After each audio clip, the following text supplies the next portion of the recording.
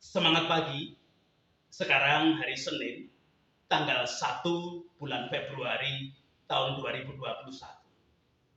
Kembali kita bersekutu dalam persekutuan doa anggota keluarga Allah.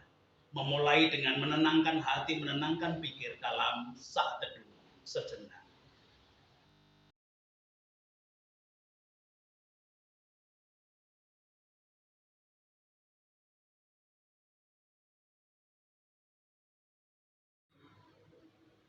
Pertolongan kita hanya berasal dari Allah yang telah menciptakan langit bumi beserta segala isinya. Kasih karunia dan damai sejahtera yang dari Allah Bapa kita dan Tuhan Yesus Kristus ada pada saudara sekalian. Amin. Anggota keluarga Allah, pada perenungan sabda hari ini, Senin 1 Februari 2021, kita menggunakan judul atau istilah yang mengambil dari ungkapan Jawa, keserimpet bebet kesandung gelung. Jika diartikan dari masing-masing kata, yang pertama adalah keserimpet, yang berarti terjerat. Yang kedua adalah bebet, yang berarti kain panjang, biasanya batik, atau bebet ini lebih menunjuk pada jarik. Kata yang ketiga adalah kesandung, yang berarti tersandung. Dan kata yang keempat adalah gelung, yang berarti ikat rambut seorang perempuan atau model rambut perempuan Jawa. Secara luas, keserimpet bebet kesandung gelung bisa diartikan seorang lelaki yang terjerat atau terpesona, dalam bahasa kasarnya kedanan dan kesengsem pada perempuan. Bebet dan gelung memang identik dengan perempuan. Kalau sudah kedanan dan kesengsem, laki-laki tadi menjadi sangat dikendalikan oleh perempuan tersebut.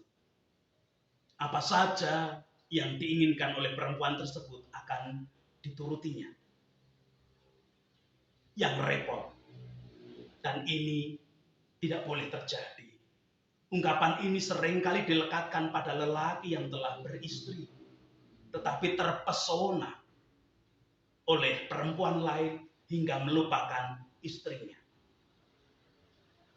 Bahkan tidak jarang yang terjadi kemudian rela meninggalkan istrinya demi perempuan lain yang menjerat hatinya tadi. Secara tersirat, ungkapan Jawa ini mengingatkan kita agar menjaga diri baik-baik. Kondisi seperti ini kelihatannya indah dan menyenangkan, tetapi sangat mengganggu ketentraman, keselamatan, dan kenyamanan hidup, baik bagi diri sendiri maupun bagi orang lain. Anggota keluarga Allah, Bileam tidak hanya keserimpet bebet kesandung gelung, melainkan keserimpet derajat kesandung bondo dunyo. Leksionari bacaan pertama hari ini memberikan catatan kisah tentang Bileam tersebut. Bilangan 22 ayat 1 sampai 21 demikian. Kemudian berangkatlah orang Israel dan berkemah di dataran Moab di daerah seberang sungai Yordan dekat Yeriko. Balak bin Sipor melihat segala yang dilakukan Israel kepada orang Amori. Maka sangat gentarlah orang Moab terhadap bangsa itu, karena jumlahnya banyak. Lalu muak dan takutlah orang Moab karena orang Israel. Lalu berkatalah orang Moab kepada para tua-tua Midian, tentu saja laskar besar itu akan membabat habis segala sesuatu yang di sekeliling kita, seperti lembu membabat habis tumbuh-tumbuhan hijau di padang. Adapun pada waktu itu Balak bin Sipor menjadi raja Moab. raja ini mengirim utusan kepada Bileam bin Beor, ke Petor yang di tepi sungai Efrat, ke negeri teman-teman sebangsanya untuk memanggil dia dengan pesan, ketahuilah, ada suatu bangsa keluar dari Mesir, sungguh sampai tertutup permukaan bumi olehnya, dan mereka sedang berkemah di depanku. Karena itu datanglah dan kutuk bangsa itu bagiku, sebab mereka lebih kuat daripadaku. Mungkin aku sanggup mengalahkannya dan menghalaunya dari negeri ini. Sebab aku tahu siapa yang kau berkati, dia beroleh berkat, dan siapa yang kau kutuk, dia kena kutuk. Lalu berangkatlah para tua-tua Moab dan para tua-tua Midian dengan membawa di tangannya upah penenun. Setelah mereka sampai kepada Bileam, disampaikannya lah kepadanya pesan Balak. Lalu berkatalah Bileam kepada mereka, bermalamlah di sini pada malam ini, maka aku akan memberi jawab kepadamu sesuai dengan apa yang akan difirmankan Tuhan kepadaku. Maka tinggallah pemuka-pemuka Moab itu di Bileam. Kemudian datanglah Allah kepada Bileam serta berfirman, siapakah orang-orang yang bersama-sama dengan engkau itu? Dan berkatalah Bileam kepada Allah, Balak bin Sipor, Raja Moab, mengutus orang kepadaku dengan pesan, ketahuilah ada bangsa yang keluar dari Mesir, dan permukaan bumi tertutup olehnya. Karena itu datanglah, serapahlah mereka bagiku. Mungkin aku akan sanggup berperang melawan mereka dan menghalau mereka. Lalu berfirmanlah Allah kepada Bileam, janganlah engkau pergi bersama-sama dengan mereka. Janganlah engkau mengutuk bangsa itu sebab mereka telah diberkati. Bangunlah Bileam pada waktu pagi, lalu berkatalah kepada pemuka-pemuka Balak, pulanglah ke negerimu, sebab Tuhan tidak mengizinkan aku pergi bersama-sama dengan kamu. Lalu berangkatlah pemuka-pemuka Moab itu, dan setelah mereka sampai ke Balak, berkatalah mereka, Bileam menolak datang bersama-sama dengan kami. Tetapi Balak mengutus pula pemuka-pemuka lebih banyak dan lebih terhormat dari yang pertama. Setelah mereka sampai kepada Bileam, berkatalah mereka kepadanya, beginilah kata Balak bin Sipor, janganlah biarkan dirimu terhalang-halang oleh untuk datang kepadaku. Sebab aku akan memberi upahmu sangat banyak, dan apapun yang kuminta daripadaku, aku akan mengabulkannya. Datanglah dan serapahlah bangsa itu bagiku. Tetapi Bileam menjawab kepada pegawai-pegawai Balak, sekalipun Balak memberikan kepadaku emas dan perak seistena penuh, aku tidak akan sanggup berbuat sesuatu, yang kecil atau yang besar, yang melanggar tetah Tuhan Allahku. Oleh sebab itu baiklah, kamu pun tinggal di sini pada malam ini, supaya aku tahu apakah pula yang akan difirmankan Tuhan kepadaku. Datanglah Allah kepada Bileam pada waktu malam, serta berfirman kepadanya, jikalau orang-orang itu memang sudah datang untuk memanggil engkau, bangunlah, pergilah bersama-sama dengan mereka, tetapi hanya apa yang akan kufirmankan kepadamu harus kau lakukan. Lalu bangunlah Bileam pada waktu pagi, dipelanainya lah keledainya yang betina, dan pergi bersama-sama dengan pemuka-pemuka Moab.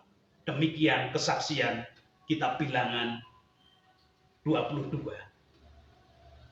Anggota keluarga Allah diceritakan Balak, Raja Moab, takut kepada bangsa Israel yang dilindungi Tuhan. Maka Balak kemudian mengutus tua-tua bangsa Midian dan Moab datang kepada Bileam, agar Bileam mau mengutuki bangsa Israel yang dilindungi Tuhan tadi. Sebagai nabi, pada awalnya Bileam menanggapi dengan bijaksana. yaitu meminta para utusan Balak agar menginap sambil menantikan perintah Tuhan. Dan betul, sabda Tuhan tidak memperkenankan Bileam mengutuki bangsa Israel karena Israel sudah diberkati. Maka disuruhnya lah para utusan itu untuk pulang kepada Balak. Balak yang ditolak oleh Bileam tidak menyerah begitu saja. Sekali lagi Balak mengutus lebih banyak para pemuka dan mereka yang lebih terhormat untuk datang kepada Bileam dengan membawa upeti berupa harta benda yang banyak agar Bileam mau mengutuki bangsa Israel bagi Balak. Pada ayat 19, seolah Bileam menolak secara halus permohonan Balak tersebut. Tetapi sebenarnya Bileam mulai tergoda oleh upeti harta benda yang dibawa oleh para pemuka Moab yang lebih terhormat tadi. Kalau Bileam benar nabi, seharusnya menolak para utusan Balak tersebut. Tetapi karena tergoda oleh upeti yang mereka bawa, maka Bileam kemudian nekat bertanya sekali lagi kepada Tuhan untuk kedua kalinya. Padahal sabda Tuhan itu tidak pernah berubah. Bukankah sabda Tuhan itu ya dan amin dan sifatnya abadi atau kekal? Anggota keluarga Allah, belajar dari kisah Bileam ini. Saat kita menghadapi pergumulan hidup, seringkali kita meminta petunjuk kepada Tuhan. Namun sadar ataupun tidak, seringkali ketika kita meminta petunjuk kepada Tuhan dalam menghadapi pergumulan, kita sudah mempunyai pendapat di dalam hati kita sendiri. Bahkan mungkin secara tidak sadar, kita memaksakan supaya kehendak kita, pendapat kita, itu yang harus Tuhan laksanakan, itu juga yang harus menjadi kehendak Tuhan di dalam kehidupan kita. Mari kita belajar taat kepada sabda dan kehendak Tuhan. Sebisa mungkin, jangan pernah sekali-kali memaksakan pendapat dan kehendak sendiri kepada Tuhan. Karena mungkin kelihatannya Tuhan akan mempersilahkan kita menggunakan pendapat kita dan kita akan melakukan pendapat itu. Memang kita diberi kebebasan mau taat pada sabda Allah, kehendak Allah, atau pada kehendak diri sendiri. Kita diberi kebebasan. Mungkin seolah-olah Tuhan memberikan kebebasan kepada kita. Tetapi ingat, kalau kita melanjutkan bacaan hari ini, di dalam ayat 22 tentang Bileam dinyatakan demikian. Tetapi bangkitlah murka Allah ketika ia pergi, dan berdirilah malaikat Tuhan di jalan sebagai lawannya. Bileam mengendarai keledainya yang betina, dan 2 orang bujangnya ada bersama-sama dengan dia.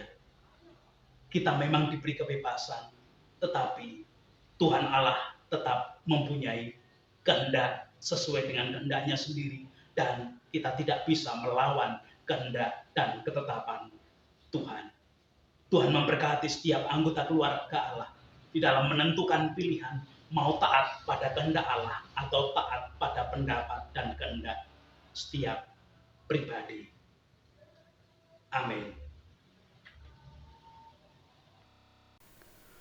Anggota keluarga Allah, kita patut bersyukur menerima sabda peringatan hari ini agar kita tidak terjatuh seperti Bileam.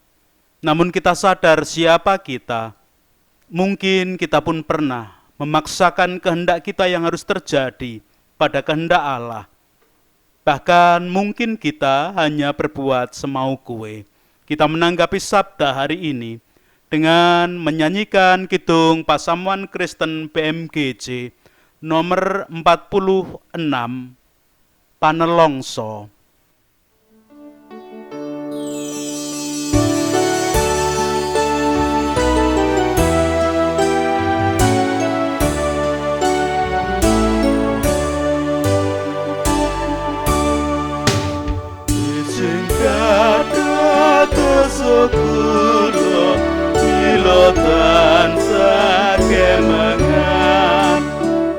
Tikang madangi mana yang tuing kabingahan. Mugi karso angat somo ing klepatan kawula. Yas kula mugi tadosa pataleman patuko. Gusti kang kula ndelaken mugi nuntun mring kula badhe ngestoaken ing sakarsa patuko. Kula mboten purun malih karya sekel patuko, badhe tansah tuhu setya tresna ing salaminya.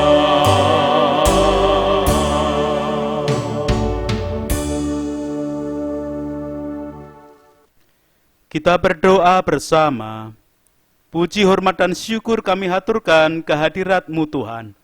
Di hari pertama bulan Februari tahun 2021, Engkau mengingatkan kami, membekali kami, di dalam kami meyakini akan kuasa-Mu dan kami harus tunduk pada kehendak Tuhan, bukan hanya memaksakan kehendak dan keinginan pribadi kepadamu. Ajarlah kepada kami melalui aktivitas kami hari ini, agar kami boleh benar-benar mewujudkan apa yang kami terima menjadi sabda-Mu hari ini. Agar kami tidak terjatuh seperti Bileam, yang sekalipun seolah selalu bertanya kepada Tuhan, mengandalkan Tuhan, namun sebenarnya kehendak pribadi yang dituruti terlebih ketika tergiur dengan keadaan dunia ini.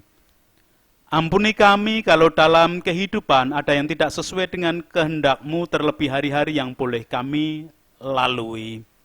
Sekarang aktivitas kami sepenuhnya kami haturkan ke dalam tangan kasih kuasa-Mu. Keterbatasan, kelemahan ragawi dari anggota keluarga Allah yang sedang merasakan sakit penyakit, baik sakit penyakit sesaat, sakit penyakit menaun yang harus ada di dalam tubuh, ataupun sakit penyakit dampak dari pandemi COVID saat ini. Kasih setia-Mu tetap ada bagi semuanya. Anak-anak kami, di dalam bersekolah, belajar jarak jauh di suasana pandemi, tetap dalam tangan kasih kuasa-Mu juga. Sekarang berdoa untuk para pemimpin bangsa dan negara kami. Dengan segala kondisi dan keadaan, kebijaksanaannya hanya berasal dari Engkau. Kami mohon kasih penyertaan dan kuasa Tuhan saja. Wakil rakyat, tokoh masyarakat, tokoh agama, dengan kondisi apapun tetap kami haturkan ke dalam tangan kasih kuasa-Mu. Upaya membangun damai sejahtera bersama, membangun kerukunan antar umat beragama, Tuhan berkuasa sepenuhnya. Gereja-gereja Tuhan yang Tuhan pakai untuk membangun kehidupan lebih baik, takut dan taat pada kehendak Allah, biarlah juga mewujudkan kasih setia-Mu dalam segala kondisi kehidupan. Para medis dalam aktivitas kerja menjadi garda paling depan suasana penanganan pandemi. Biarlah kasih setia-Mu juga tetap ada dalam kehidupan mereka. Membangun kehidupan bersama masyarakat menuju damai sejahtera yang telah Engkau berikan, Tuhan berkuasa sepenuhnya. Sekarang tetap menyerahkan saudara kami yang dalam penderitaan karena pasca bencana, baik gempa bumi, gunung meletus, banjir, dan semua bencana yang terjadi baik di bumi pertiwi ataupun di belahan dunia lain. Kasih kuasa-Mu nyata bagi kehidupan semuanya.